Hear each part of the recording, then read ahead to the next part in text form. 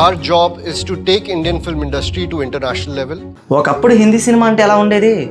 నవ్వురాని comedy timing, ఏడుపురాని family డ్రామాలు, ఒకవేళ ఏదైనా స్పై సినిమాస్ తీస్తే పెద్ద పెద్ద హెలికాప్టర్లతో ఫైట్లు, స్క్రీన్ నిండా బాంబులు వేసేసి మంటలతో నింపేయడం, స్టోరీలో మాత్రం బలం లేకపోవడం. హిందీ సినిమాని తప్పు చేసి మాట్లాడుతున్నానని కాదు, కానీ దంగల్ సినిమా తర్వాత ఒక 1000 కోట్ల సినిమా కొట్టడానికి చాలా ఏళ్ళు పట్టింది. ఒకవైపున సౌత్ ఇండస్ట్రీ ఎదుగుతూ వస్తే హిందీ ఫిల్మ్ ఇండస్ట్రీ మాత్రం చాలా డిమాండ్ ఉన్న హిందీ ఫిల్మ్ మాత్రం ఎందుకు ఇలా ఉండిపోతుందని చెప్పి చాలా రోజుల పాటు మాట్లాడుకున్నారు. అయితే మధ్యలో 12th ఫెయిల్ లాంటి మంచి మంచి సినిమాలు వచ్చినా సరే ఆ సినిమాస్కి అంతగా అప్రిషియేషన్ దొరకలా. అయితే ప్రేక్షకులను అలరించకుండా, వాళ్ళని ఎమోషనల్గా టచ్ చేయకుండా ఎన్ని రోజులు ఎలాంటి సినిమాలు తీసినా సరే ఇండస్ట్రీ ఎదగదని వాళ్ళకు కూడా అర్థమయ్యే స్టేజ్ వచ్చేసింది. అలాంటి టైంలో ఈ స్టెప్స్ అన్నింటినీ కూడా బ్రేక్ చేస్తూ ఒక డైరెక్టర్ వచ్చాడు. తనే ఆదిత్య ధర్.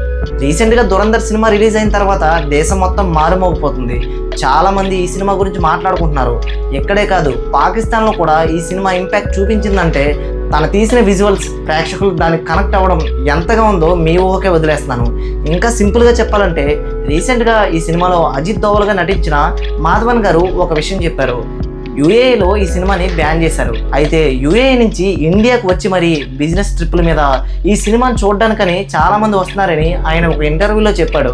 అంటే ఒక మంచి సినిమా రిలీజ్ అయితే ప్రేక్షకులు ఎక్కడి నుంచైనా సరే వచ్చి మరి సినిమాని చూసి వెళ్తారని ఈ సినిమా నిరూపించింది. అయితే ఆదిత్య ధర్ ఎంత మంచి సినిమా తీసినా సరే మన శత్రు దేశమైన పాకిస్తాన్ ఈ సినిమాని చూసి భయపడుతున్నా సరే ఇండియాలో ఉంటూ, ఇండియాలో బ్రతుకుతూ, ఇండియన్ తిండి తింటూ చాలా మంది ఈ సినిమాని బీజేపీ రిలీజ్ చేసిన ఒక ప్రాపగండా ఫిల్మ్గా చూస్తున్నారు. అసలు దీనికి కారణం ఏంటన్నది ఈ వీడియోలో మాట్లాడుకోబోతున్నాం. అండ్ అలాగే డైరెక్టర్ ఆదిత్య ధర్ గురించి కూడా ఈ వీడియోలో చాలా విషయాలు మాట్లాడుకోబోతున్నాం. సో స్కిప్ చేయకుండా పూర్తి వరకు చూడండి. లేట్ చేయకుండా వీడియోలోకి వెళ్ళిపోదాం. Let's get into the video. ముందుగా మనం డైరెక్టర్ ఆదిత్య ధర్ గురించి మాట్లాడుకోబోతున్నాం. The struggles of director Aditya Dhar. ఎవరైనా ఒక సినిమా తీయాలంటే అంత ఈజీగా డైరెక్షన్ ఛాన్స్ రాదు. ఆదిత్య ధర్ కూడా చాలా రోజుల పాటు ఇండస్ట్రీలో ఉంటూ, దాదాపుగా 15 సంవత్సరాల పాటు ఇండస్ట్రీలో ఉంటూ రైటర్గా, లిరిసిస్ట్గా, అసిస్టెంట్ డైరెక్టర్గా ఇలా చాలా కష్టాలు పడ్డ తర్వాత ఒక సినిమా డైరెక్ట్ చేయడానికి ఛాన్స్ వచ్చింది.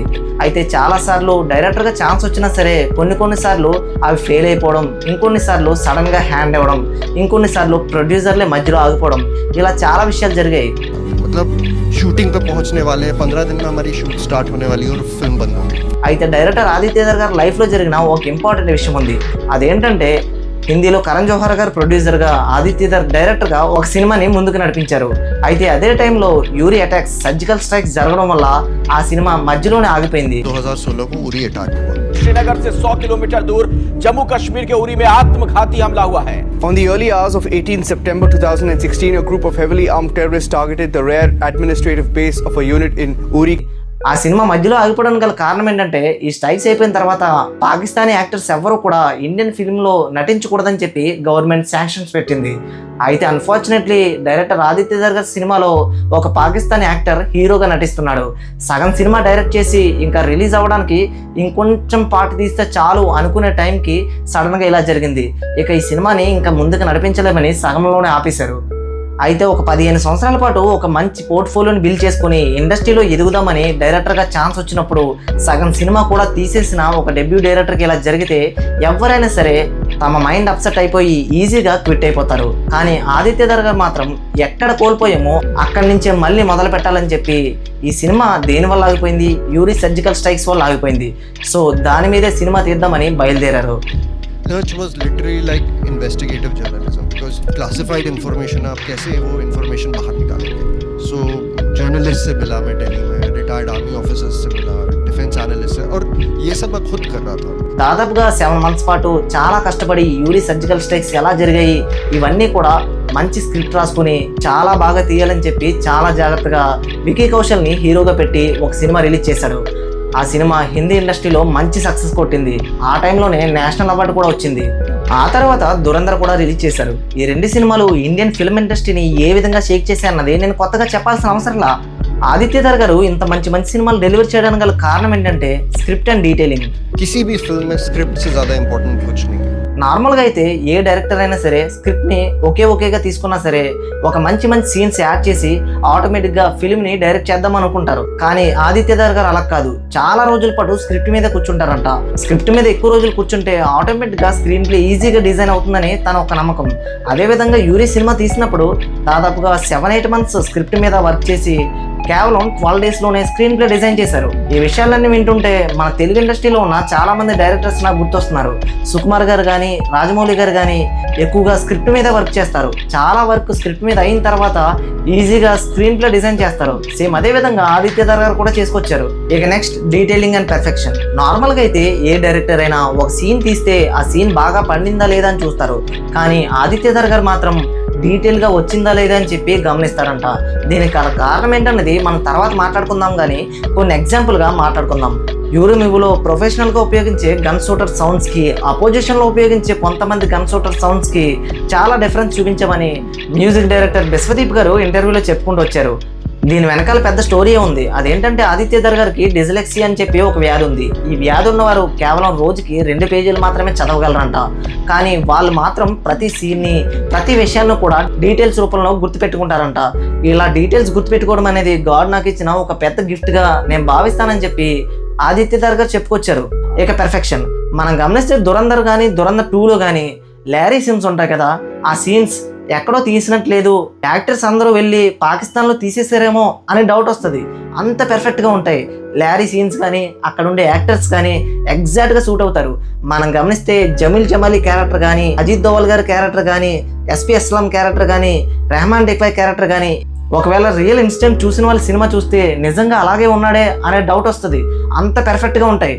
ఈ క్వాలిటీస్తో పాటు ఇంకొక ఇంపార్టెంట్ విషయం ఆదిత్య ధర్ దగ్గర ఉంది. అదేంటంటే మన సౌత్ డైరెక్టర్స్ ఏ విధంగా అయితే ఎమోషనల్గా ఒక స్టోరీని ప్రేక్షకుల్ని హిట్ చేయగలరు, సేమ్ అదే విధంగా ఆదిత్య ధర్ గారు కూడా ఎమోషనల్గా ప్రేక్షకుల్ని హిట్ చేయగలుగుతున్నారు. సో మనం గమనిస్తే యూరిలో కావచ్చు, దురంధర్లో కావచ్చు, ఫ్యామిలీ బ్యాక్డ్రాప్ని ఒకవైపు నడిపిస్తూనే మరోవైపు ఈ గ్యాంగ్స్టర్ ఏజెంట్స్ని అండ్ అలాగే యూరి మూవీలో అయితే ఆ ఫైట్స్ని చూపిస్తూ వచ్చారు. అండ్ అలాగే చాప్టర్ వైజ్గా చూపించడం వల్ల ప్రేక్షకుడు కన్ఫ్యూజ్ అవ్వకుండా ఈజీగా కనెక్ట్ అవ్వగలరు కథకి. ఇక మన నెక్స్ట్ పాయింట్ దురంధర్ 2. ఈ రెండు కూడా బీజేపీ సృష్టించిన ఒక ఫేక్ ప్రాపగండానా. ఒక డైరెక్టర్ తనకి సొంత ఐడియాలజీ ఉంటుంది. ఫర్ ఎగ్జాంపుల్గా వెట్రిమారన్ గారికి డిఫరెంట్ ఐడియాలజీ ఉంటుంది. తను తీసే ప్రతి సినిమా కూడా ఒక విలేజ్ బ్యాక్డ్రాప్లో కులం పరంగా ఉంటుంది. వాళ్ళ ఐడియాలజీ అతుంది. ఒక సినిమాకి బోర్డర్స్ అంటూ ఉండవు కదా, ఆయన తీసే సినిమా ప్రేక్షకుల్ని అలరించిందా లేదా అన్నదే చూస్తారు. అంతేగాని కావాలని ఇలాంటి సినిమాలు తీస్తున్నారని చెప్పి ఫేక్ ప్రాపగండా సృష్టిస్తున్నారని చెప్పి అనలేం కదా. సో అదేవిధంగా ఆదిత్య ధర్ గారు కూడా చిన్నప్పటి నుంచి ఒక కాశ్మీరీ పండిట్ ఫ్యామిలీలో పెరగడం వల్ల తాను చూసిన విషయాల్ని, నేర్చుకున్న విషయాల్ని బాగా రీసెర్చ్ చేసి జనాల ముందు తీసుకురావడం అనేది తప్పేమీ లేదు కదా.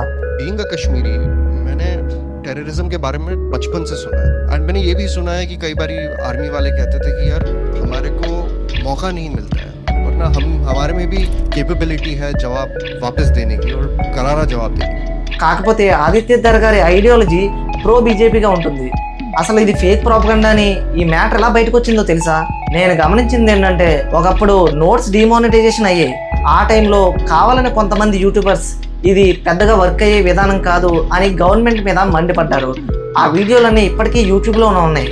అప్పుడు వాళ్ళు చెప్పిన విధానానికి, అంటే డిమానిటైజేషన్ వల్ల ప్రజలకు పెద్దగా ఉపయోగం లేదు, జనాలు కష్టపడడం తప్ప మోడీ ఇలాంటి పని చేయడం వల్ల చాలా ఇబ్బంది పడ్డారని చెప్పి చెప్పుకుంటూ వచ్చారు. కానీ మోదీ చేసిన పని వల్ల చాలా మంచి జరిగిందని ఈ సినిమాలో చూపించడం వల్ల వాళ్ళు చేసిన తప్పులన్నీ కప్పపుచ్చుకోవడానికి ఇప్పుడు కావాలనే ఇలా ఫేక్ ప్రాపగండా సృష్టించారని ఆదిత్య ధర్ గారి మీద తోసేస్తున్నారు.